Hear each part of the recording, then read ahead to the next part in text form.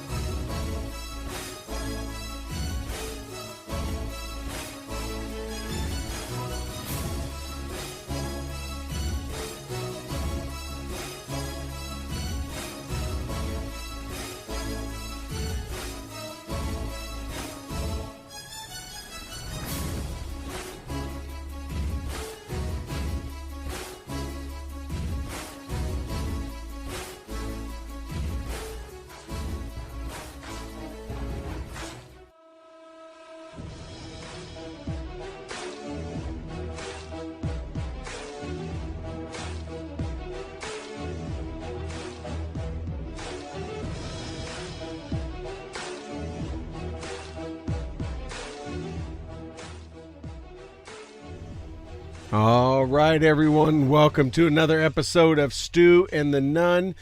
You got Stu here. I am working, excuse me, a lot of technology, a lot of things happening, and I still hear music playing, probably from my phone.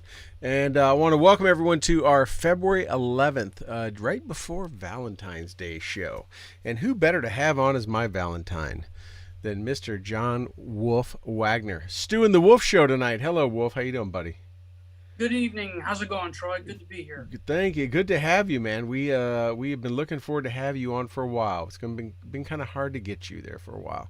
So I want to welcome you on as not only our guest, but our guest host tonight, too. It's great. I'm glad to have opportunity to finally come on and join you guys. It's been a long while, like you said, trying to get a slot and a chance to come on. Yep, yeah, and get you. Let me fix the audio. Yeah, and you know Toby's missing you tonight, unfortunately, but that's what happens. That's how you earn a guest host spot when one of the hosts doesn't show up. That's what's his loss. His loss might gain tonight. That's right. He'll be able to catch it on afterwards, like all of our listeners and viewers on any of our outlets: Spreaker, iStream, iHeartRadio, Restream, iHeartRadio, Facebook, YouTube, Twitch, Periscope. Spotify, they haven't canceled us yet, so we're still on all those. But I guess if they listened to our show and what we talked about, they probably would try to cancel us like they do some of the others. But anyways, so thank you for all that are tuning in tonight. Thank you for those that are coming on live, and I see numbers starting to climb of those that are watching us, letting us into your homes and your ears and on your screens on this Thursday evening, February 11th. And again, thanks to John for coming on and help me host, and looking forward to a great show. Here we are into February of 2021, and we thought everything was going to get boring after the new administration came in, but it is far from that. And John, I know you're going to give us some good info. And before we go to that, I do definitely got to pay the bills, as they say. Recognize some of our sponsors: Commodity Outdoor Development Group, Enlisted 9 Fight Company, who's hosted over there on 9 Line Apparel, Veteran Outdoors, got my VO hat on. Actually wearing a deer hunting shirt too, sort of BO.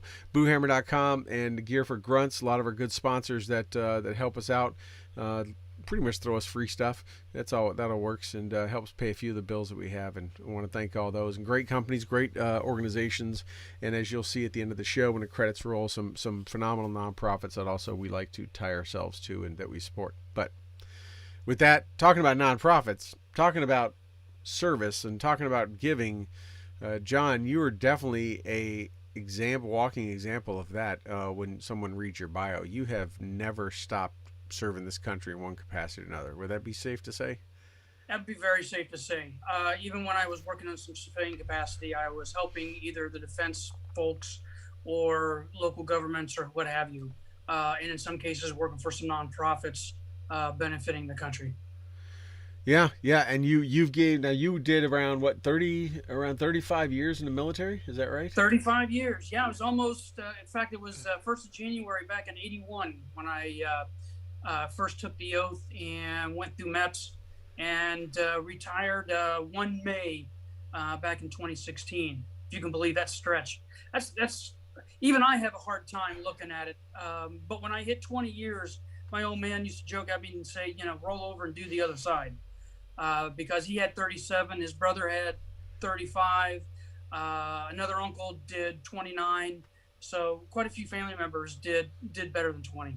Yeah, a good friend of mine who retired a few years ago as the State Sergeant Major of New York. I'm actually the godparent. My wife and I are the godparents of his grandchildren. When I hit 20, called me up and said, "Stu, you're only halfway there." He retired. Yeah. He retired with 40 years, and he goes, "You're only halfway there." I'm like, "No, I've actually hit the magic number. I've hit the magic spot." He goes, "You only got halfway." I'm like, "No," and a couple years later, I called it. But yeah, it was. I know. I look back and think, it seems like yesterday, and I look back and go, I retired in 2009. Like, how did that happen? I mean, when? Because like yourself, right? We stay close to the military community. Yep. It's not like we ever walked away. I mean, looking at your drapes, they're camouflage, right? You got stuff, Yeah. and you look behind me, and it would just, we stay tied in where we don't feel like we've ever left that life, even though maybe we don't have to go to drill anymore or show up and do PT. That's the big benefit. We're not going to drill anymore. But I grew up as a military brat. Right. My dad was full-time National Guard, just like serving in a normal military. So it was everything that I knew from, back when. So Right. it's like add another, 15, 18 years onto that 35. And that's how long I've been around the military. Yeah, that's the way I feel. I mean, I was born at Fort Bragg, born as a military brat. I kind of had an ID card my entire life, right? I've not known a day pretty much without one. So whenever I could first get one back then, I've had one, and I'm sure it was before we moved to Panama. And yeah, it's just it's a life that it's ingrained into my DNA. So yeah, it kind of comes along with that military brat lifestyle for sure. Well, I'll say something to those that might be listening that got family members wanting to join the military or what have you. The first 4 to 6 years go by in a blink before you even think about it. You raise your hand, you start to take the oath, and you wonder what's it going to be like for the next 4 to 6 years or whatever you're swearing in for. I guarantee you, it's over before you know it. You will look back and wonder, wait a minute, that was only 6 years. Where did it all go? So the next 4 to 10 to 14 or whatever it is, they'll go by fast. Yeah, Faster than you would expect. absolutely. Those first, what really makes those first 4 to 6 go by fast is the painting of rocks and the mowing of grass, and hanging out in the motor pool waiting for final formation. That makes that time fly by. And weekends, just you don't even know they're there. It's Friday night, you're waiting for final formation, and then it's Monday morning, you're at PT, and you pretty much don't remember anything that happened in between. Yeah, that's a good way to put it. They do fly by.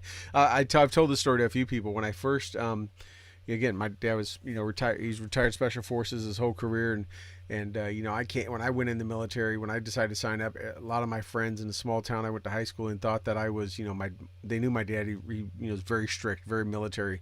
And I could very much, let's just say, I very well related to the movie The Great Santini, and all that. And when I went in, people were like, "Oh, your dad must have forced you." Must have been like, "No, I came home and surprised them." Like I told them, they had no clue that I wanted to go in. So I go in, I do my first 3 years, and I'm in Fort Hood, Texas, and then it comes up and I re-enlist. And I called my dad, and I was kind of all proud, and I called him from the payphone by the CQ desk, and I told him, I said, "Hey Dad, I re-enlisted," all that kind of stuff, and he's like, "Well, you're a better man than me." And I was like, "Huh?" He's like, "There's no way I would have stayed in if I wasn't in Green Berets." And I'm like, "Oh." I'm like, "Yeah." He goes like, "Did you re-enlist?" I'm like, "No, I think I'm going to Korea or somewhere like that." And he goes, "Yeah, I would never have re-enlisted if I would have stayed regular Army." And that's when I first went, "Did I make a mistake?" Like, I thought he'd be like, "Yeah." He's like, "No, you're better than me. I couldn't have done that." I was like, "Okay." But yeah, it all worked out. Yeah. So you did 35 years. You retired as a major. You've done active, reserve, National Guard, number of deployments. What Yep. is you retired in, let's say, 16, and what is a couple? I guess there's a couple. If you could name like the top 2 things that stand out in your career that really like looking back, like those were, whether they're positive climaxes or pinnacles or very hard negative times, but if you could pick two that you would carry with you. Wow, that's really tough. Because you've done a lot. I know that kind of puts you in a, like, how do you pick two out of all? It's really strange for somebody that goes through active duty, National Guard, and reserve. Top one, of course, would be my 22 months deployed in Iraq from 03 to 05. Stayed there that whole time, and working as an advisor and an analyst in Baghdad on General Casey's staff. That was something else. Number two, probably really close up there, would be my time at Northcom when we were handling Katrina, and the absolute show that was, trying to deal with the hurricanes and the aftermath of everything that went on down in Louisiana and Mississippi. We were a brand new command at the time. This was our first real test, and they basically said, "You guys are the experts. We're going to let you handle it." And that was something else. That stands out quite a bit. Yeah, that's. And of course, there were elements within those, like, Saddam's trial when I was there in Baghdad, and the elections, the Operation Al Fahar, and the Battle of Fallujah 1 and 2, and all that stuff within that, where I was at, stand out within those. But if you're going to put them into two big buckets, it would be Baghdad and Northcom. Okay, and now you were branch. Were you public affairs the whole time, or were you branch something else? No, and then... I'm gonna date myself a little bit. I go way back. I don't know if you remember the movie Red Dawn, the original one. Oh, I thought you were going to say 300. I was going to be like, did you handle the catapults? Dawn, or you remember those tanks that they drove by that had the open turrets and the twin Bofors on them? Those were the Dusters, M42 Dusters. And my first unit was a Duster unit in the National Guard, left over from Korean and Vietnam service. And I started out as a teletype operator, as an E1. And back then in 81. And then went into Signal initially. Signal Corps, lots of tours down to Fort Gordon, down in Georgia. And because of my college training and stuff and things that I did in high school, they said, well, we're going to make you a public affairs officer, and signed a couple of documents, looked at my transcripts, and I said, yep, you're a 46 Alpha, there you go. So I stayed most of my career, believe it or not, as a 46 Alpha rather than a 25 series. Okay. Communicator. Right. So you never got to be a SIGO and handle that side of the house and all that kind of stuff. I was a signal officer. I was a SIGO for an infantry battalion. I commanded 4 separate signal companies. Oh, wow. Okay. Up to I made. But then after that, and in between, I did a few stints as public affairs. But ever since then, all the way through my 04 stint, I was all public affairs.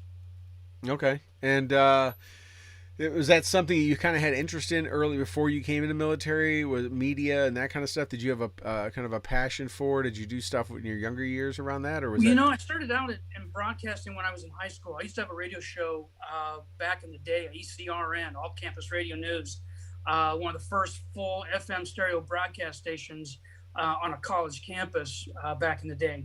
And from there, I went to AM radio. And then when I went to the Army training for the Signal Corps, that got me into the civilian side. Since I was National Guard, I said, okay, I'm going to do, high-tech stuff, and moved away from the media. But I somehow was always drawn back and gravitated back into the media because there weren't many people that had command time and that had operational experience in public affairs. Because, as you know, the Air Force and the Navy and the others, that's a primary career field. Right. So they don't do those kind of things. Whereas in the Army, you might be a pilot, you might be an infantryman, you might be a cannon cocker, but then you can switch over and go work in public affairs. Yeah. Or if you're like our friend in the Navy, you can be a Navy SEAL and then go work into public affairs. Yeah, whatever. There's a lot of opportunities there for move left and right lateral movement. Yeah, well, it makes sense. I can see you doing a radio show. You have a face for radio, so that makes sense. I can a voice for newsprint. There we go. But certainly it brought you back. That is cool. We I kind of have a little bit of the same type of story in the fact that what I've been doing with the show, and I kind of had the same kind of played around those spaces too way long ago. But so you went on, you did that stuff, which really, I mean, your public affairs time kind of shaped you in handling media and handling, chaotic events and trying to, keep people at bay, feed them enough information, but you have, operational security stuff and just all of that. And that kind of, would you say that prepped you to go to work for the GOP convention? Was that a good training and proving ground for doing something like that and handling? Almost nothing can prepare you for the onslaught of activity In around politics. handling a major convention on politics and being center stage like that. I will never have, I could never recommend, well, you need to do this outside of doing a campaign locally. I helped run a Senate campaign in Colorado in 2010 that kind of gave me a flavor for what was involved. But, that's like drinking from a drinking fountain, and then going up and working on the convention was taking the whole fire hose and the hydrant and the water facility with it. So it was a big jump. But I'm thankful for those that gave me the opportunity to do that. That was something else. Was it just because it was politics in general, or was it because of the vitality of the candidate and being a Republican convention in a country where the media is mostly run by the Democrats and as a Democrat leaning to it? And trying to work with the media, even though face to face, and when you're working with some of the media folks there, they're nice to you face to face, but as soon as the camera and the lights come on, or their editors step in, or whoever, everything changes. And what you thought you were going to talk about is flipped. What you had discussed beforehand gets turned, and then you become, instead of exchanging information, you become either trying to be defensive or go on the offensive yourself in some manner. And these are people you were just talking to. For the last 5 years. People you were just talking to. It was casual. Everything was kind like, you and Jim Acosta are making jokes and palling around, and then gets on there and it's like gotcha and trying to catch you type of questions, right? Yeah, and trying to get you to step on yourself, or get you to, it's almost like being in front of an attorney and in front of a trial at times. Thankfully, I wasn't the center of the focus. Most of the time, I was the handler. I was the person that was trying to set up interviews for the folks. Some of them were Don Jr. Some of them might have been Eric Trump or Ivanka at that time. It might have been working with speechwriters. It might have been trying to work with Paul Manafort or some of those guys as, they were setting some things up. But again, it was looking at this last 4 or 5 years, it has been one onslaught after another, because the media was never something that we were going to be able to count on to say anything that was even remotely truthful or honest or forthright. In every case. Do you regret any of that time? Do you regret taking any of those paths? No. Was it a good experience? I do regret not being a little more forceful, or maybe a little more, combative, without doing it in a negative connotation to that. I would have no problem going hand to hand with somebody, but because of my respect for the people that I work with and that I work for, I didn't want to take it there. My nature. I'm not someone who's timid about what I know and what I want to do or what I want to say. But in this case, because I was not the one calling the shots, and I wanted to make sure that my guys that I worked with didn't get in trouble, I never took it to that level. And that goes for the time that I was in uniform as well. Right. It's interesting. So obviously, it had to be very combative, very stressful, but probably wasn't as stressful as what you had in front of you, and which came about over the last couple of years. Right. I will tell you that the most stressful time, and my heart goes out to the guys that do that now in uniform, was I was the protocol officer for the Iraq theater in 2004. And what does that mean? What does that mean for our viewers? Listen, what's a protocol officer do? The protocol officer is typically the one that handles visitors for the command, whether it's some kind of a meeting or a guest that's coming in or a VIP.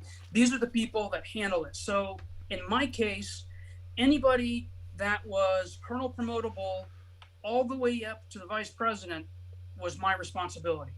Clothing, feeding, shipping, handling, feeding, securing everything was my thing to handle.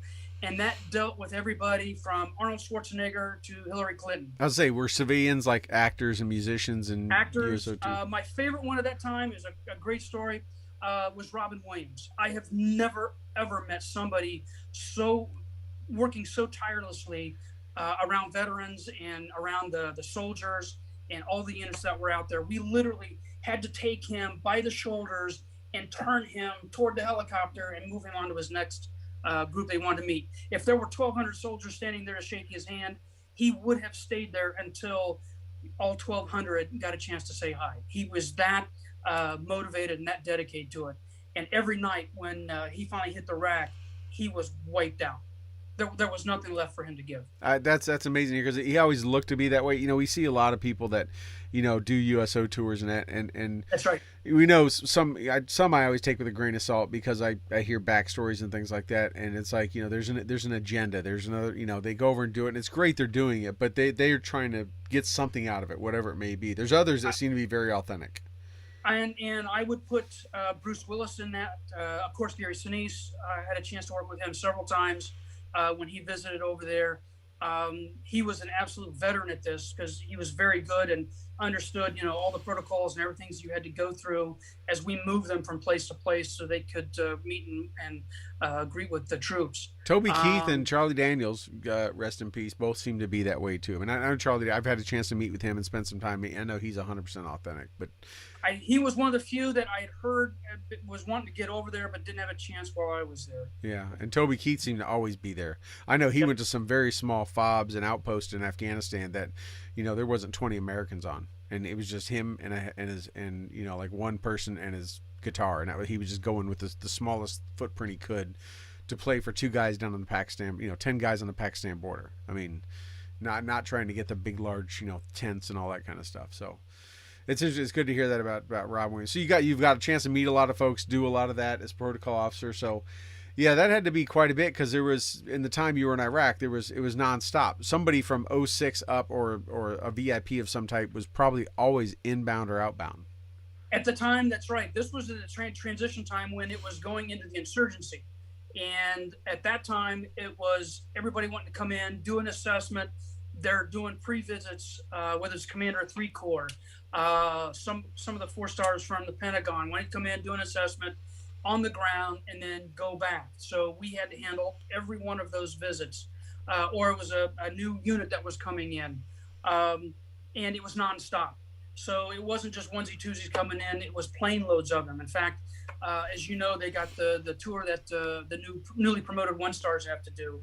And there's nothing like trying to take a busload of generals somewhere around the combat zone onto the helicopters and things like that as they try and make their visits and understand what combat operations are like as a flag officer. And dealing with some egos there too, I'm sure, and personalities. There might have been the brother of the Joint Chiefs there. There might have been a few other folks in that bucket, but really everybody was really, really good. There were very few people that wanted to back into knowing that the 4-star was going to get a report on them. Right. And that was the most influence I have ever had as an 04 was in that, because the flags and the senior colonels and all that were looking to you and say, okay, Major, what's going on here? Where are we going? What are we doing? And the unspoken word was, this better not be screwed up. Right. All the time. It's like all the time. Yeah, that one block was on the chopping block for an entire year plus, right? And you did quite well. How long were you there? 22 months? Is that right? 22 months. Yeah. Stayed just 22 months. 22 months straight. It was so nice. Why go back? Right? It was just. I imagine with right. that schedule, at the time that I left, with that schedule, you had to that time had to fly by. Like the first year had to just go. I mean, you probably didn't know what day it was. Well, if you remember back in those days, I was what they call the YAS, the Worldwide Individual Augmentee, and we were only supposed to be there 6 months. So they just kept re-upping me, and thankfully my home unit just said he stays as long as the Army needs him. So there was no, it wasn't like the unit was going to go into a rotation and have to come into theater or whatever. They just left me in place. Okay, well, a lot of good crab legs and steaks on Friday nights and and Yeah, lots of Red that. Red Bulls. David, what was his name? The former CENTCOM commander. Petraeus? Petraeus. P4. He was the only one that had more time in theater at the time I left back in 2005. Wow. But he was a 2-star then. He got to fly in my plane in out of Kandahar when his plane caught on fire, and they had to rush him and his crew over in my plane I was on. And you talk about an air crew, C-130 crew that's like, hey, we're just going to do a route up from Kandahar up to Bagram, and then I was like, no, P4's coming on, and his entire entourage. You know, I never saw a crew chief start to try to mop a floor of a C-130 in a combat zone with baby wipes so fast. But swab that deck. That's Get it. down on it. That dude didn't care at all. He loaded with the props turning. His plane had caught fire, for goodness sake. He was not worried about that. Can I tell you a good story that very few people know this one, and I'm glad to tell it and be one of the first places to get this on record. As a protocol officer, as I mentioned, I had everybody from Arnold Schwarzenegger to Hillary Clinton. I got to handle the visit completely, top to bottom, talking with her staff, Huma, all those folks, when she came over as the freshman senator, shortly after she was elected senator from New York.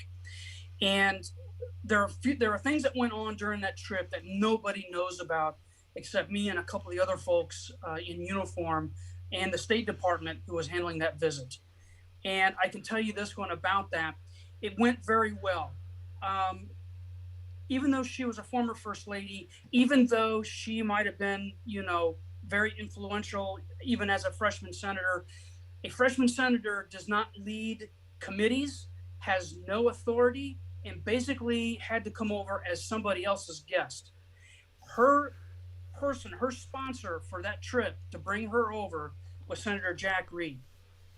And as you know, Jack, at that time, Senator Reed at that time, I believe was chairman of, or at least the senior Democrat on the Senate Defense. And that got very serious very quickly. And she came over, wanted to do the meet and greet. And instead of the usual CODEL, if you remember those congressional delegations, where there might be 5, 6, or 8 of them in one group and come over, it was just her and Senator Reed. That's it. And of course, a few people from their office.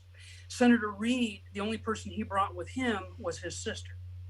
And she basically came to help and handle him and whatever he needed to do.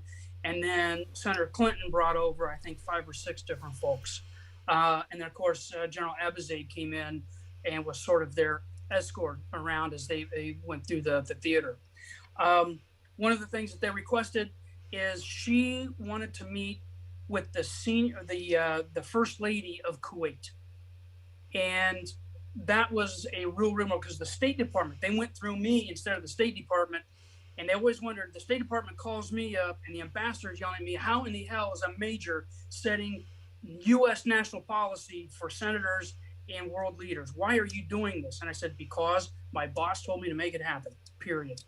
All right, John McKiernan said, if she wants to meet with her, go meet. Done. I don't work for the rest of you guys. But what is very interesting about her trip is that she flew in and out of Iraq, coming into Kuwait to go to the meeting on a C-130. And we didn't have a lot of airframes available to just freely throw a bunch of people on it willy-nilly whenever they wanted to fly. So we wanted to make sure we sent a message and we made an impact. What we did is we got Senator Reed and Senator Clinton on a bird coming in from Iraq that was carrying 2 caskets of soldiers that were killed in Iraq. They had to sit there, even though they're senators, even though they may have been, senior folks within the Senate, they had to wait through the entire process and protocol as they unloaded those caskets of those soldiers that gave their lives off the airplane before they could come do all their meetings, walk off, exit the aircraft, anything. So it was very poignant to be able that they had to sit there on that flight looking at those flag draped caskets for the entire time that they were on that aircraft. While they did the ramp ceremony and everything when they took them off, yeah. They had to stay to there. They couldn't disembark the aircraft or anything. until those caskets were accepted and sent on their way, prepared to go into Dover. I would hope that they were super respectful and did not try to violate any of the protocols. No, none of that ever happened. It was super respectful, but I am very certain they were shocked as they boarded that aircraft in Baghdad, and noticed that there were 2 flag draped coffins on the aircraft with them. I'm sure that really, Senator Reid, he's from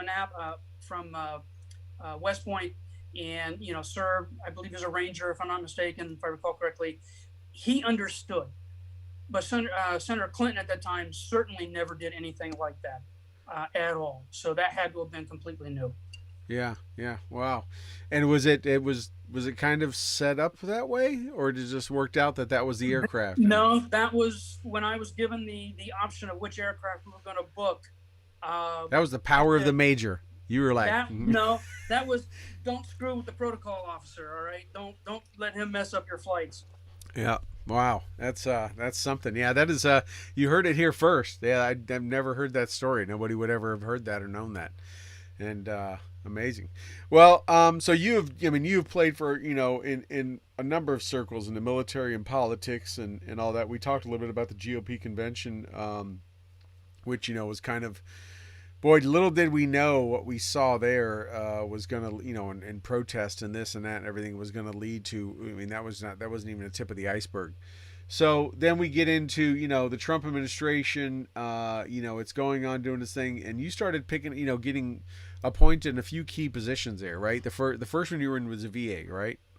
Yeah, I was the Principal Deputy Assistant Secretary for Public Affairs at the Department of Veterans Affairs, right. Not the Veterans Administration, right, as some people think VA means, although it used to way back, Department of Veterans Affairs. And basically what it meant is that I ran the Public Affairs section with the Assistant Secretary. We had 92 direct reports and influenced the careers of about 1,200 public affairs career folks across the VA.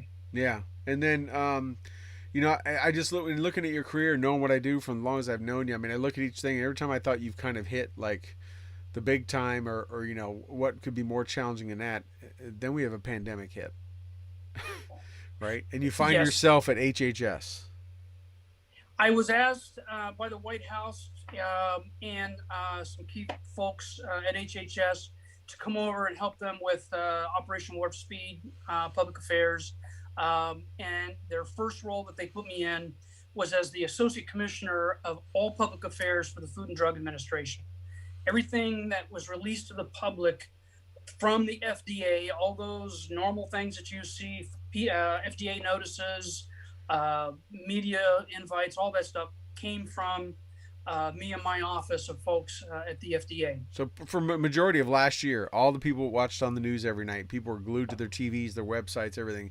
That information was coming through you in your office and trying to handle, again,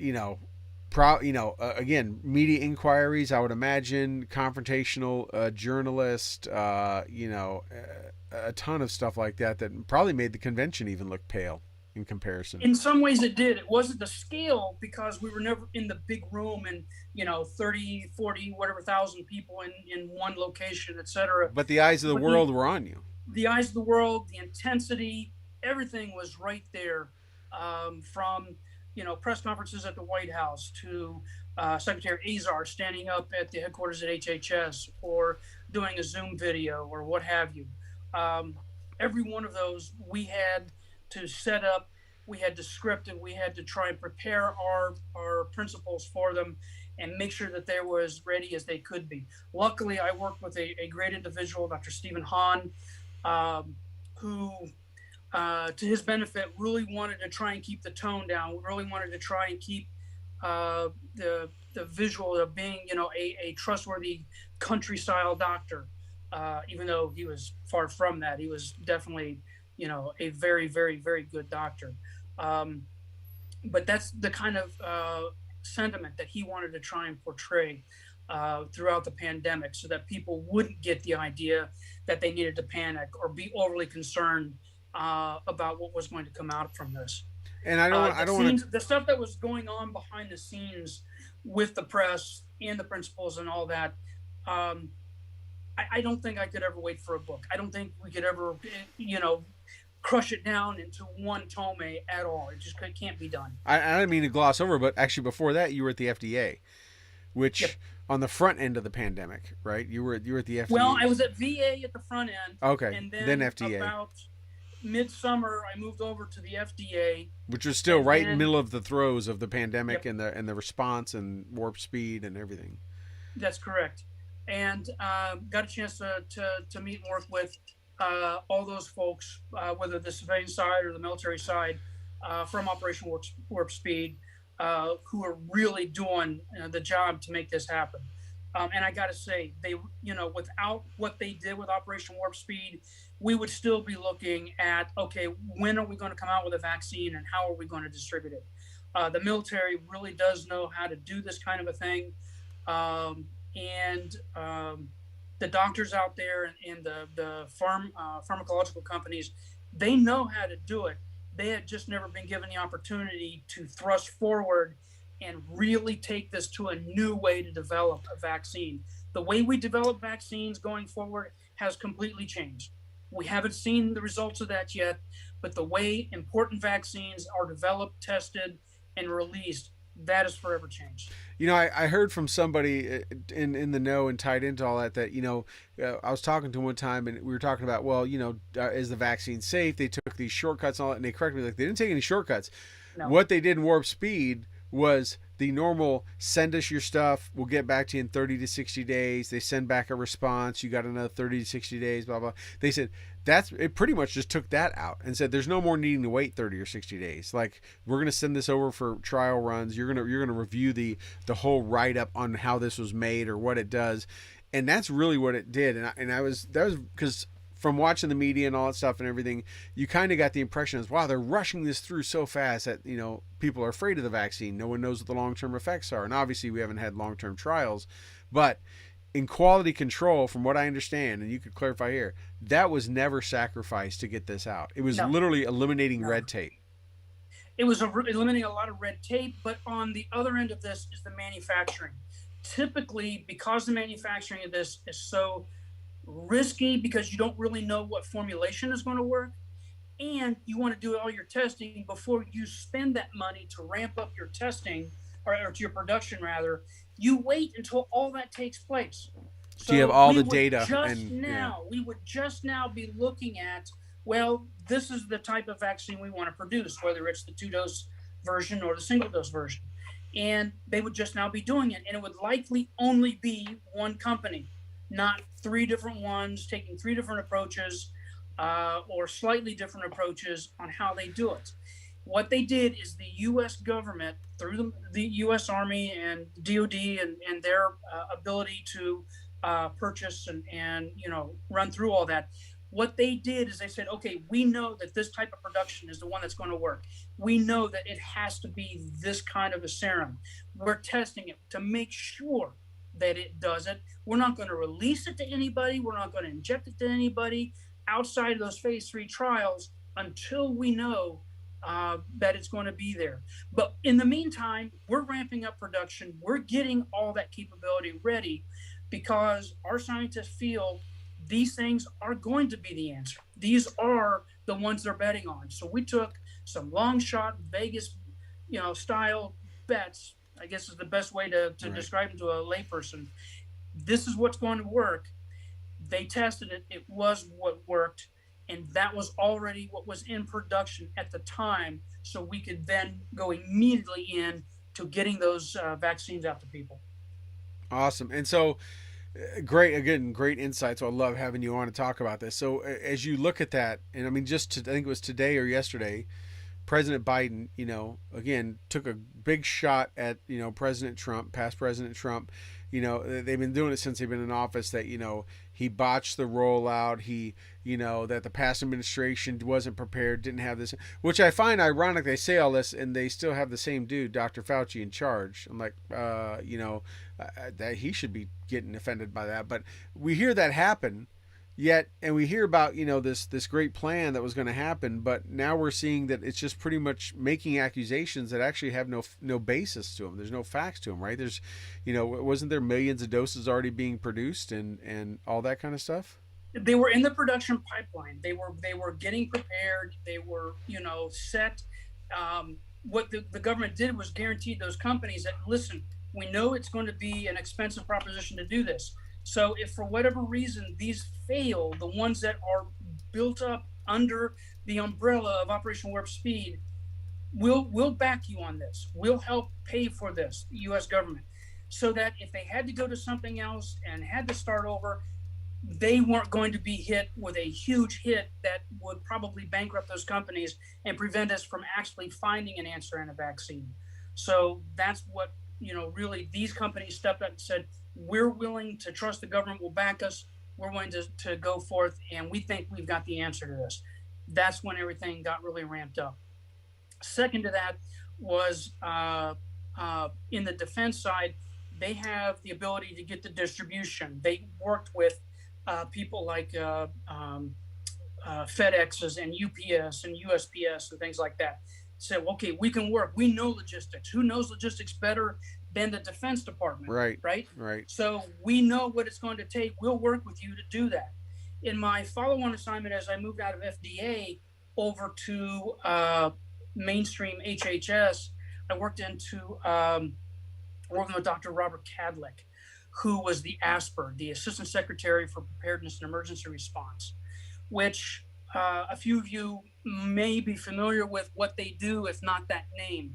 What they do is they have BARDA, which is basically the folks that, watch over our national stockpile and everything that helps as we prepare to assist FEMA and the government and other folks with whatever issues come up. And then the other group that you may be aware of is the Uniform Medical Services. Those folks that are the doctors and the nurses that wear a uniform just like, an Army or whoever, and they are in service of the federal government rather than, say, like DOD or what have you. Like the Surgeon General, right? Pretty much like the Surgeon General's office. Yeah. Yep, exactly. Okay. And those are the ones that get very little recognitions for what they do, because not only have they been working the stuff with the COVID, but by the way, we've had a couple of hurricanes, we had a couple of other things going on. They also have to respond to those health issues as they arise. Anything that's FEMA related, or is that safe to say? Well, we work with FEMA. FEMA's, I think they're still over under Department of Homeland Security or something like that. We work alongside FEMA because the process is, the states come up to the governor goes to FEMA, and FEMA comes back to the federal government and, works all that. But the uniform services are the ones to provide those first-in doctors and nurses and medical care when the government shows up during those disasters. Right. Okay. Now I'm going to throw you for a loop. I'm going to ask you one here. Where does the nickname Wolf come from? Wow. I get this all the time, and I'm a little embarrassed about this. I actually don't know. I've always known you as Wolf. You actually don't know? No, I always thought it came from Pulp Fiction, but that's what I always considered. It is. Okay, it is, because you're kind of the cleanup guy. I am the cleanup guy. Okay. I just figured that. I just guessed. When I was in Baghdad, I had this habit of being places where a lot was going on. I'm not talking about things like Fallujah blowing up, oh, send in Mr. Wolf. No. It was just local stuff that was the irritants, the things about, commanders not working well together, or things, slowing down a unit movement or whatever. And I would go in as the eyes and ears of the commander or the chief of staff or whoever, and I'd say, okay, here's what you need to do. And I would ask them to make it happen, or I was going to pick up the phone and I was going to call one of those folks. So the next guy won't be a major calling you. It's going to be a flag officer that really doesn't report to anybody else. Now you got to answer to them. And I kept being sent in, go look at this, what's the situation here? Or folks would come to me without going through that and say, how do we fix this? You've been here for 22 months. How the hell do we fix this? And just from the fact that I was there for so long, knew so many people over there, because as the protocol officer, I had every commander in theater's phone number on a speed dial on my phone, and which was awesome. So because I knew so many people, I could get them answers pretty rapidly. So the sergeant major at the time said, "Just send in Mr. Wolf," and it stuck. There you go. Just send in the Wolf. Yeah. And ever since then, and then when I joined Black 5 back in 2005, our illustrious comrade there said, "Well, what do you want? What should we call you? What is your handle going to be?" I said, "Well, I came out of Baghdad. They called me Mr. Wolf," and he said, "Well, that works." Yeah. And I've used it ever since. That's what I always considered you, the cleanup guy, because I know in our circles that we've run over the last number of years that when somebody had something, needed something, you've been so you were an owner of a contract airline that was going in and out. You had stuff. You still, even after being out of there, probably for being over in country so long, had deep connections, and you were the and the other part of it is when you look at it, you had answers. But the other part of it is when I went to work at the VA, my boss said, "Do you mind if we call you Wolf?" And I said, "No, of course not." And he goes, "Listen, I've got 4 Johns on my staff. And if somebody says I talked to John, I've got to ask them, which John did you talk to?" Right. But as soon as somebody says I talked to Wolf, there was no question who they talked to. Right. There was only one. Yeah. And it wasn't because I had some all God power or anything. No, I had the only name. If they said I talked to Floyd, well, there might have been only one Floyd too. Right. They're not that common. Interesting. All right, so now people know a lot of things people are learning tonight from tuning in. That's awesome. So as part of your bio, we put up and talked about. I mean, we talked about this at the start. You've been very involved with a lot of nonprofits, right? You mentioned obviously you're part of Black 5, phenomenal blog by our good buddy Matt Burden.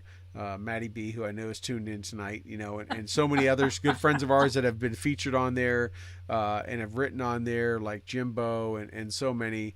Our circles are pretty tight. But obviously you were part of Warrior Legacy Foundation with our good buddy Dave Bellavia and Jimbo. SOG, also with Jim. I mean, you've been involved with a number of causes promoting veterans or helping veterans. Any reflection on that, like how those went, lessons learned from, being involved with nonprofits, being involved with new media, trying to get the right story out there, that kind of stuff. Those were really, really good. Those were the things that really prepared me for my work at the VA. Working with David and Jimbo with the Warrior Legacy Foundation and Solid Media. And Hegseth was there too, right? Wasn't he part of W? He was mostly with... he's mostly with Vote Vets. But with those guys. Yeah. And so it wasn't so much the Warrior Legacy Foundation. That was something that we worked on trying to, get a lot of farm teams started out there. But those were the things that really were the preparation. I helped found those entities, and learning how to start a 501c3 and not paying for somebody to go do this, because that costs a lot of money to pay a lawyer or somebody else, and going through the rigmarole and all the paperwork and building up all the requirements to have and establish a 501c3. That was really something else. That was something that you just aren't taught anywhere else at all. You've got to actually do it. And so when I joined and was appointed to VA, it was such a good fit. I will say that my ties and my friendships that I developed at the VA will be with me just like the military for the rest of my life. They're either side of the aisle, whether you were appointee, whether your career, it doesn't matter. There was some truly good folks there. And I have nothing but great things to say from my time at the VA. And thankfully, we were able to make a lot of changes in the VA over the last 4 years. Do you feel they have, I mean, we always know that we talk about the VA themselves, the Veterans Administration, they've always had this bad rap and bad stereotype, a lot of it justified. It seems like it turned around a lot. Was a big part of that the Accountability Act, or was it just just new ethics and leadership demonstrating? It was a combination. Any single one of those would not have made the difference. They would have had an impact, that you would have been something, but to really change it from, the best example I can give you is They do a study and a survey every year on what are the best places to work in federal government. And for years, decades, that they've been doing this survey, VA would be like number 16 out of 18 of the major government entities that they would study. We would always end up somewhere down in the basement. NASA, on the other hand, was so far up at number one, they are virtually insurmountable. No one will catch NASA. What our goal was to try and improve from the basement to somewhere in the middle. We were so effective, we took us from the last one, which was number 16 out of 18, to number 6 out of 18 among the major.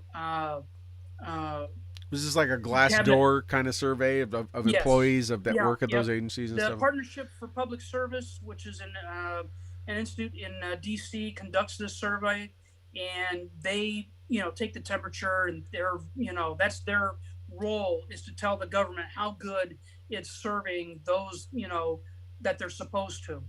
And even they were shocked at the changing culture that happened over the last 4 years.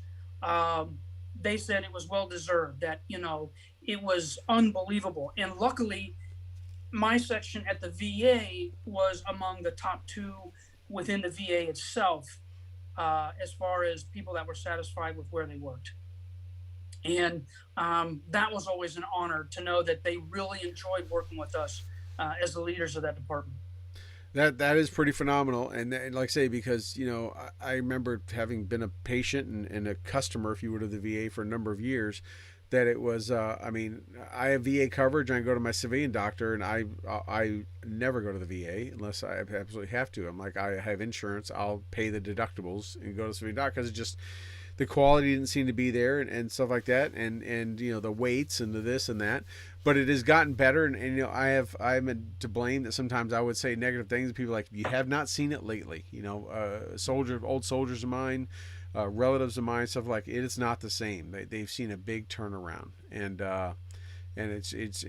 so I take that, look, they're the ones going to it. If they're telling me that, then it's obviously turned around. But it has just seemed to be in the last couple of years, and I was always curious about how much the Accountability Act was to blame or credit for that. That was a big proponent of it. That and efforts by Dr. Linda Davis, who led our basically how the customer service was handled at the VA. They wanted to model it after when you call somebody for your computer or your healthcare or to travel or whatever. When you look at who are the models of customer service, you think of Marriott, you think of Apple, all right? You think of some of the other really big ones that really do know how to handle service calls and things like that. They're the models of the industry. We consulted with those guys. What can we do to really improve how we interact with our veterans? They're the ones that set the model for us, and that's what we tried to emulate. And they made great strides in doing that. Did you guys talk with the folks at Chick-fil-A? Because they're really good at being nice and getting you through quickly. We got to the drive-thrus at the VA yet, so yeah. I think those are next. Well, you saw where the one manager went and helped out with the COVID vaccinations, right? So it's like, yes. One, they're always nice and they're smiling and they're happy, and two, they're really quick at getting you through. I was just, maybe the pharmacy or something. I don't know. They could help out, but I got to say, the VA saved my life. I can honestly say that. As you remember from last summer, I had a heart attack, and it was a major heart attack. And they rushed me to the VA to handle it. The VA doctor is the one that recovered my heart, stopped the heart attack, and has been treating me ever since. I cannot say enough good things about, how that worked. And I'll go back to our other friends that have received some great care through the VA. I got a chance as a senior executive within the VA to travel around the country visiting them and meet with these people on the ground that deliver it. Do you know that in Cleveland, we have a place where they study robotics and implants and things like that to help veterans walk again? That they've got exosuits that they're developing up there with NASA, that they have got some brain studies that they're doing up there. to help folks try and work through stuff like Parkinson's or other disabilities, so that they can try and lead a more normal life. You look at how they handle prosthetics in different places, like in South Carolina, or the spinal down in Florida, and those places. It's unbelievable what is out there that rarely gets spoken of or mentioned or brought to the light. That's all over the place. Yeah, that's good. I know about the robotics. I've seen some of the stuff they're doing at, the military hospitals doing it, Walter Reed and Bethesda and places. I've been in there. Their good friend Gina. But I had never seen, anything or heard anything about the VA doing anything advanced like that. So that's encouraging to hear. Again, we all, we're a victim of the same thing we criticize, right? We listen to the talking heads. And, sometimes you just hear the blurbs. You hear about these terrible doctors and wait times and all this kind of stuff. And with those of us close to the VA, we take that with our own personal experiences of those around us, and we just say, yep, it's that bad. It's combined. Obviously, I can tell, in the Buffalo VA, I've heard a lot of good things, and I've heard surveys and people say that, the Buffalo VA is considered one of the better ones. I mean, it's really ranked pretty high as far as service and all that kind of stuff. But I've seen some bad things come out of there, and I think, man, I hope that's not the best they can do, So it is, I think the Accountability Act and all that helped. So I'm going to twist this and ask you, all right, they're under a new administration. The new head of the Department of Veteran Affairs was approved yesterday, right, by the Senate? Yeah, Mr. Magano was confirmed. It was last night or night before, 87-7. And he comes from not a military background. Nope. Not a medical background. Nope. He's either one. Not a military family. Not a military family. Nope. And his closest tie was he was the chief of staff under Obama. That's close. That's as close as he has. No military, no medical. I know there was some controversy. Even someone as from the other side of the aisle as Paul Rieckhoff criticized him as a pick of the VA. Paul probably wanted to be picked. But what is? Do you think he will keep the VA on the path to success it's on, or do you have any fears that it may start to backslide? Well, I'm going to say it's going to backslide because they've already announced that they are going to be removing all of the EOs that affected VA, and that they are going to be rescinding all of the directives that the previous secretary had put in place against unions and work and stuff like that, to try and make sure that people were accountable, that enforced the Accountability Act and some of the others. Those things are being rescinded and have already been rescinded or are in the process. So we will see some backsliding here in the near future. So I was talking to someone about this the other day, right? And you can definitely relate with all your time in the military, even the civilian side. But I'll just keep it on the military front. There were two types of leaders that came in command, right? And it could be a platoon leader, but usually it was like a company commander or battalion commander, somebody like that. That had enough, because platoon leaders don't usually have any damn experience when they come in. But I've seen some that do this. But that would come in, and there were two types. There was those that came in and sat back and gave it like a 30 or 60 day cooling off period. Just sat back and observed how the process of the company, of the organization, what the temperature was, how people got along, how effective were they accomplishing the missions, whatever missions they were, peace, wartime, didn't matter. And then they looked at that and they identified areas they thought they could improve and sustain the ones they thought went well, so on and so forth. And then there are those that came in and carte blanche wiped out everything, wanted to change the unit, slogan. They wanted to change, we're going to change all the reporting times, change meetings, do all this for no reason, just pretty much lay waste to the culture and cadence that the unit already had and was used to.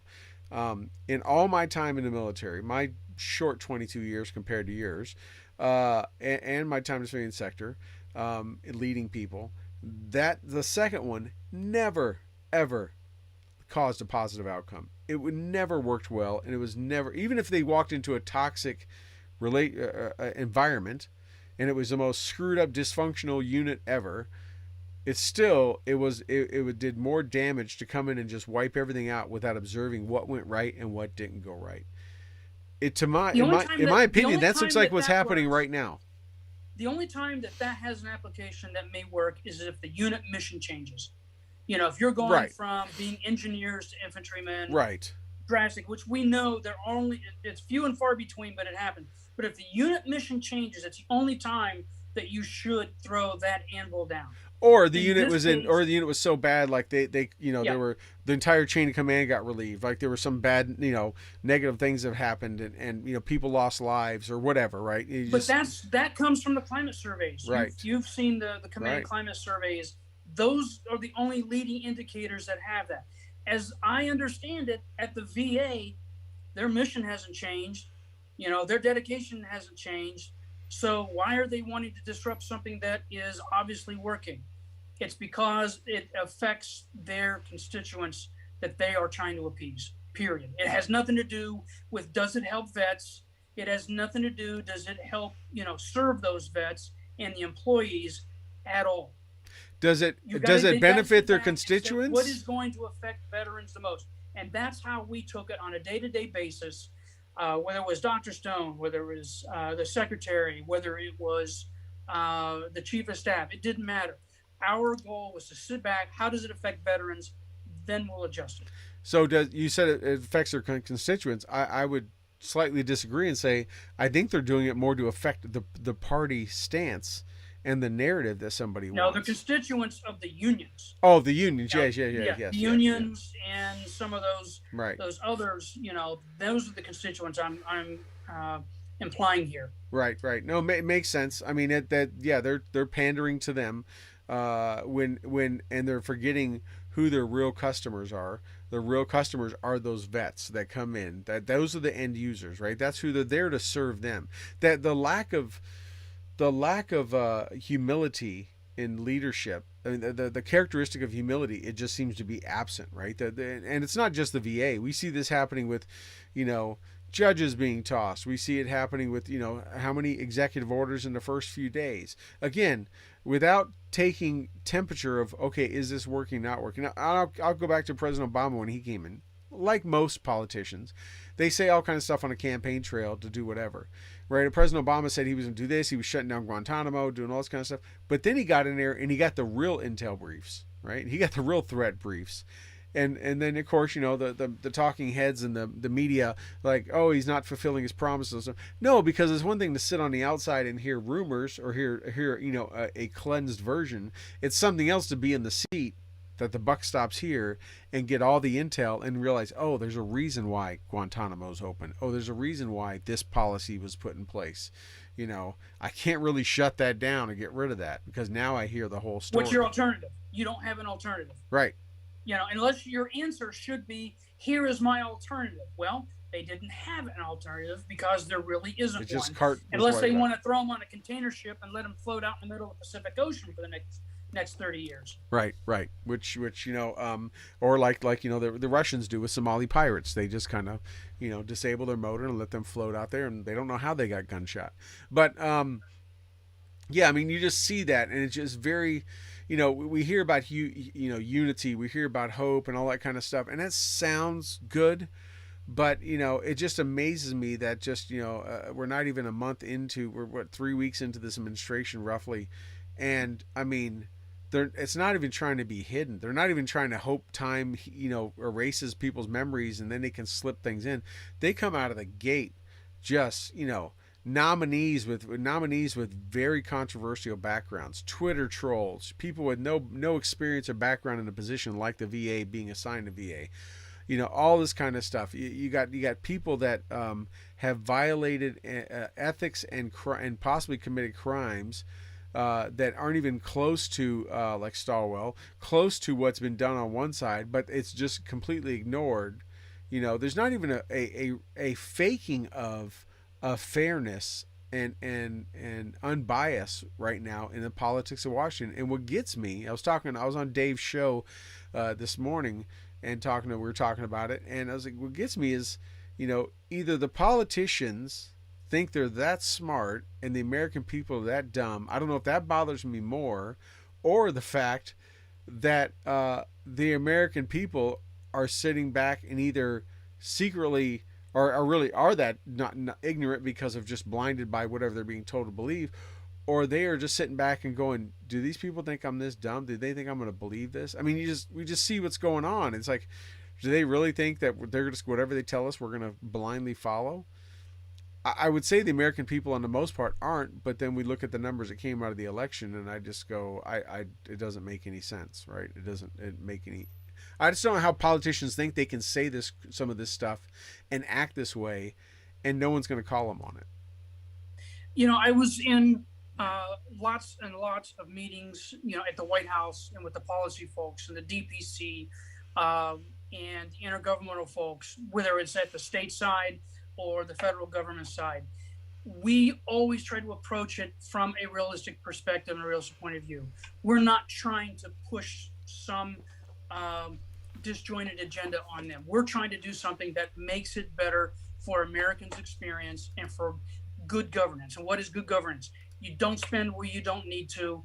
You don't try and adopt something that isn't going to work or it's going to cause more expenditure and more discomfort down the road. In other words, you're trying to remove as much of the blockade as we can. And we went through and removed as much of that as we could. For example, a good friend of mine became the CIO for VA. And he had to go through and review over 1,100 contracts, somewhere in the neighborhood of $8 billion worth in total, and wondered why 1.2 or $1.3 billion of it, nobody knew where it went. Nobody had a justification for the contracts that were signed in IT. So he had to go through and find out a way to rescind them or remove them or get whoever was signed with that contract up to speed to delivering what they had signed up to deliver. Nobody was holding them accountable before we got there. Yeah. Billions and billions of dollars. We're not holding them accountable. When I was in the Army and I wasn't near as, worldly and knew what I know now, but, when I would see and hear, FWA, fraud, waste, and abuse, I really thought it was a thing that, that people cared about. But once I moved up in the ranks and then got retired and worked as a contractor, and then now, I've been for the last 10 plus years running IT services for the federal government, it astounds me. Granted, companies I've worked for have made a lot of money off of it, but the amount of just wasted tax dollars. I mean, when I got to say, when President Trump came in and, did things like didn't take a paycheck, donated it back, even though that seems like a lot, it wasn't even a hint. Haven't heard what Biden's doing with his paycheck. It wasn't even. He's probably giving it to Hunter or something for his coke habit. It probably so. But, it wasn't even a drop in the bucket to what it needed to replace. But the cutting of regulations, the cutting of jobs. I mean, what I understood was his presidential executive staff was like hundreds of thousands cheaper in salaries than any other president because he just didn't fill positions he thought were unneeded because they've just been built up. I saw it working as a contractor for the U.S. Army. Well, the people that I saw that literally were oxygen thieves that did just like these are people that came in and out that I probably never had anyone work in the military, much less or be in the military, much less themselves, that were there just for a paycheck, that gave the bare minimum, that knew they couldn't be touched. And that shocked me. And then I got into doing IT services for the federal government, and it was just like, it just sometimes it just keeps you up at night. It's like how much you see just pour out the door. And, when you see that taxes come out or come April 15th, it's like, well, that's all gone. And then we watch, these trillions and trillions. And yes, some of these bailouts were much needed because of the shutdown of our country and our massive economy back last April. It had to happen. But now this continued on, 1.9 trillion, all this kind of stuff with millions and millions haven't even been spent. Millions and millions are going to people overseas. Why are we giving them to the people overseas? What the hell do they need for it if we are designating these funds to be the result of our COVID response and to help our citizens during COVID? Why are we giving millions to these other countries for that? That's not our cross to bear. Let's help our own folks down here, the bartenders, the restaurant owners, the restaurant workers, the service people that are the most affected because they're the ones that are shut down. Right. The governments have not missed a paycheck. Has anybody from the state and local on up missed a paycheck? Not a single one of those people did. Some have gotten raises. like the governor of New York was getting one until he got too much bad PR, and once he gets bad PR, he always changes his mind. And of course, tonight he's got more bad PR now that he had an aide come out and admit that they were fraudulent in their nursing home deaths. That just broke tonight. But, yeah, some of them have gotten that. And you're right. They haven't taken, they're not, what does a company do? And you know this well, haven't run your own companies. What does a company do when things get tight, right? The owners, the founders of that company don't take a big as a paycheck. They're trying to put everything back into that company. They cut it down. If things get tight and they gotta go through a lean time, they pull seconds on their houses. They do whatever they can to keep that company afloat. You're right in the aspect in the highlighting of the fact that not too many politicians are giving anything back, if any. Right. What I understand is Jared and Ivanka Trump and all them. None of them took a paycheck the whole time. Now, granted. They're okay. They're taken care of, and that's awesome. But they would have been totally right in taking a paycheck too. They could have, right? But they didn't. I mean, that's selfless service. And some people say, well, not everyone's that rich. No, but we can look at some of these politicians who literally have millions on their tax returns. They get millions on speaking fees and book deals and their investments and just stock trades that they do that seem to be optimally timed. They can also forego their paychecks, right? And they can also maybe look at the size of their staffs. But, government jobs and government waste is not much different than government regulations. It never gets taken back. It always gets added on, right? I always tell people. Well, as Trump tried to do, he tried to rescind several regulations for every new one that he sought to get enacted. His role, I think, was let's pull 4 for every new one or right. 6 for every new one that we do. If we can't, then let's not put in the new one unless it's absolutely necessary. But he's an anomaly that the first one we've seen in hundreds of years that when are we going to see another one that looks at it with that degree? I tell people all the time. I was talking to my youngest son recently when he was home from college. I highlighted the fact that I said, you realize that President Trump was the first person since George Washington that became president that did not come from a life of politics. Not one. Some people say credit Eisenhower, but he was a general and he worked for the government. I'm like, since George Washington, every other president worked for the government, worked in politics, did something like some level of government, state or federal. He was the first one since then. I said, so I've been saying this for 4 years. When you talk about someone that broke a glass ceiling, he broke the glass ceiling, not Hillary. Because everyone, little Johnny and little Judy, can't become president one day, even though they wish to be, unless they're planning to spend their entire lives in D.C. as a page, as an intern, as a runner, as a local politician, and work their way up. Nobody since George Washington came out from outside of the government and became a president. Whether they were governors, whether they were cabinet people, they came somewhere out of. They came from the government, except for George Washington, Donald Trump. That was the two, and. He showed that anyone could truly become president. And I just don't know. I mean, obviously that for people that love getting into a job and just staying there forever when they forget that they're there as a civil servant, obviously that doesn't play well for their narrative and their grandiose goals. You've come in and out of government. You've been in, you've done private sector, you've been back in serving at the request of folks. I would imagine, your military time, your civilian government time and all that stuff, you've got tons of stories and highlights, but is there one that you like, not counting pay and all that stuff, is there one that you like better, being in the commercial private sector or being in the public sector, or one that's more rewarding? I think the hardest part of being in the public sector, especially at the senior level where I was the shackles that are put on you. Right? You don't want to do a misstep. You don't want to affect somebody's life. Because remember, you're at a policy level.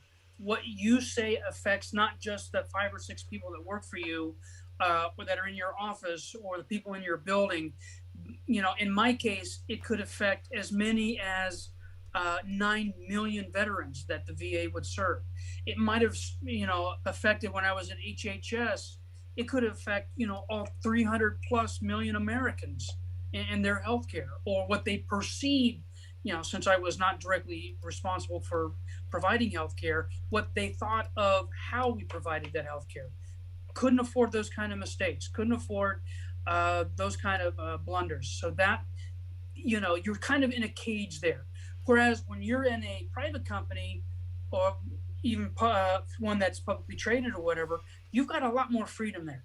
Right. You've got the ability, the contracting process, as you're well aware of, is almost insurmountable when you're trying to do, contracts with the government. Whereas when I was with ABC Company, for example, if that's what I wanted to do, I signed a contract with that company and I spent my own money on it. Right. That's what we did.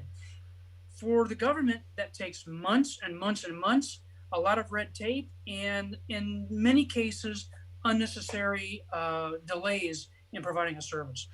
And many times the government awards contracts purely off lowest cost bidder, right? Most of the times they do. They go for the cheapest one. And I know firsthand right now of government agencies that are suffering because someone in the contracting world thought that was the way to go. So for someone to win it, an eager, hungry company, they're going to do that, and they sacrifice the service. They sacrifice what they're there to produce or deliver as part of a contract. Yeah, something has to give, and when you're not offering up the cost, you've got to cut something out in order to maintain that cost. And typically, it's how well that service is delivered. Right, and in the three-legged stool of good, fast, or cheap. Right, fast is not an issue when it comes to the government because you're there for a 3, 5, 10-year contract. So it's either to keep it cheap, the goods got to go, right? You're not going to get it. So, but yeah, it's you've seen a lot. What's next for the Wolf? Where are you going? What's happening next? Any idea? I wish I knew what that next chapter is going to be. That's what I'm looking for right now. So if any of you guys out there need a good executive, let Troy or I know, because we'll be glad to jump in and help somebody with that. I don't know. I'm not really looking to stay in government service. That is almost a non-starter because they're not wanting to pull, former Trump folks, back into the administration anywhere. Right. Even if I was going back into SES service, they're not going to want to do that. But because you weren't just an administration official, you worked at the GOP convention in Cleveland. I mean, your ties are deeper than just the administration. You're pre-administration. Yes. You might as well have rode down on the escalator. I mean, and you know who those people were that were on that escalator. Yeah, that's it. Well, I would say you always got a job here as a guest co-host. We don't really pay that well. So VO hats and shirts and that kind of stuff. But but I don't think that's going to cover the bills. But you definitely always got a spot here for sure. You're up in there in that cold area around Buffalo area or whatever. That's too far north. That's all right. Toby's in the southern studio in Austin. See, we do this we can do this from anywhere. So there we go. Right. There we go. I mean, you're filling the box he's normally in, and you're a little bit chillier than him right now. There in the If I could walk the microphone and the camera out on the beach, this could happen. That's it. So, but no, I mean, obviously you've done a lot. You've got a very storied life and career, and short of a little bit of a health scare last year, which I'm sure most could probably assume that your government service could have probably contributed to that. I don't know what your doctor ever told you, but I'm sure they were like, you got a lot of stress going on right now. This whole warp speed about warped you in. But you know what? I never thought you never see it as stress until much later. Outside of, combat situations where, it's stressful, those IEDs and rockets and stuff going off, that's kind of stressful. But when you're working on it and you're living it every day, you really don't feel it. Guys out there, I got to tell you, go get the stress test. If you're 50 plus years old, take it from someone that worked with the docs at the VA. Go get a stress test. You need it. Yeah, there you go. There's your health. We have Dr. Mike Simpson all the time, and he talks about it. So there's another good health recommendation there. No, you're right, though. It's interesting what you just said. I've never thought about. When you mentioned, in combat we have stress, I've talked about ad nauseum that, what I do in consulting and what I do in the civilian sector is not stressful at all, because I always use the paradigm that, hey, nobody's shooting at me or blowing me up. It ain't that bad, right? I have coffee. I'm in an office. It's warm. I'm not being rained on. The worst thing I do is, get carpal tunnel or something. But I wonder, when you said that, it made me think, I wonder if that's to do some that former military that have combat time and all that kind of stuff, do they blow off or disregard things because they consider this isn't that bad because no one's trying to, they don't, there's stresses without a doubt, right? I deal with stresses, timelines, and this and that, but I still always keep them in the rose-colored glasses of, hey, no one's trying to kill me. It can wait till tomorrow. It's not going to be the end of the world. But that doesn't mean it doesn't add that stress to your psyche. There's no crosshairs on your forehead, and there's no gun to the back of it. So you really don't notice it. It kind of creeps up on you over time, and it builds up rather than, right then, right there, something goes off or the enemy pops up out of someplace. Or you got to get on an aircraft that's not the best one that you want to fly through. Yeah. And someday we get into the stories about, what's it like trying to fly a civilian aircraft to a combat zone. That's nothing that I really look forward to repeating anytime soon. Now, you weren't a pilot on those, right? No, but you flew in a lot of them. I was in the cockpit as sort of the aircraft commander on all of them, because I was responsible for, whether that flight got approved, we got through, or what have you. Had it not been for my military experience, I guarantee you we would never have flown. I flew one of those aircraft once. I don't know if I ever told you that. No. I did fly one. Yeah. Was that one of the prop ones or one of the jet ones? It was a jet. If I'm pretty sure it was. Yeah, so it was the one I flew into Kandahar. Okay, that would have been the. I believe those were the MD-80s. Yeah, it was like an MD-80. Yeah, it was like an MD-80. Yeah, full of nothing but dudes in 511s and Oakleys. Yep, that was us. It was a plane full of. It was a flying 511 in Oakley commercial. That's for sure. I started out with them flying the ATR-72s. Which is basically a 3/4 scale C-130, twin prop. Yeah. Very dependable aircraft if you're not flying in freezing weather. I won't go there on that one. But otherwise, served us very, very well over there for what it did. And especially on short and slightly unimproved runways. Yeah. Yeah, the old flight landing strips. But good. Well, hey, we talked about a lot, so I don't want to keep you anymore. We're going almost an hour and a half. I warned you it may go that long because we just get rapping. But I don't know where it went. It's been great. I really enjoyed it. It flies by. Anything you want to let our viewers and listeners know? Any cause, any event coming up you want to highlight, or just anything you want to emphasize? No, and I just want to say again out to the veterans that are listening, thank you for all of your service. I'm glad to have served you at the VA and as well as America, at HHS and other places. And I hope some way I can find a way to continue doing that. I've really enjoyed it. And Troy, I really had a wonderful time coming on here tonight. And I'm sick and tired of talking about me all the time, but it's kind of an introduction in a way to segue into something new. Yeah. So thank you for the opportunity. Well, no problem. One, you have a face and a voice for radio. And luckily, we're on video too. People get to see you. Hey, it was good. You have a storied freaking career, dude. You have a lot behind you. I wanted to get a lot of that out. I really look forward to hoping having you on again as a guest host, and us having another guest on and just talking politics and all that stuff. But I know some of the things are fresh. Again, we're only a few weeks in the new administration, so I can't wait to have you on more in the future. And I'm going to leave our listeners and viewers two little unknown facts. One first unknown fact is that John has been instrumental. We have a lot of great guests coming up that he is helping make happen, and because this guy is uber connected. Another little known fact is that we are pretty sure that him and my wife are related, and they are family. So not that, and that's right, and it's at least step cousins or something. Right, at the right. Very so it's a small world in a lot of circles. I mean, we've known each other for years, and we came around together from the blogging and the Black Five and Boo Hammer days and that stuff, which is how Toby and I met and so many folks. But it wasn't until last year when we were at Dave Bellavia's Medal of Honor ceremony that we realized that and started putting two and two together and realize that. So we don't know 100%, but we're pretty sure that's it, and just goes to show you, be careful who you deal with and how you treat them, and always be nice and treat people with grace and love, because you never know, they could be family, right? So with that, we'll bid everyone a great night. John, thank you so much for joining us, buddy. You are the wolf. You're the cleanup man, and thank you for your service, and we'd look to have you back on. Thanks, Troy. See you soon. All right. Thank you, man. Everyone have a good night. Join us next Thursday, 8 o'clock Eastern, here on Stu and the Nunn. We have a great guest next week. I am trying to, let me bring it up here. We are talking to, I should have been ready, and I wasn't. We are talking to Mr. Jason Swar from Skill Set Magazine. So Jason Swar from Skill Set Magazine, our good unpaid producer Rob set him up. Join us here at stewandthenunn.com Thursday, 8 o'clock Eastern. And with that, I want to wish everyone a great night.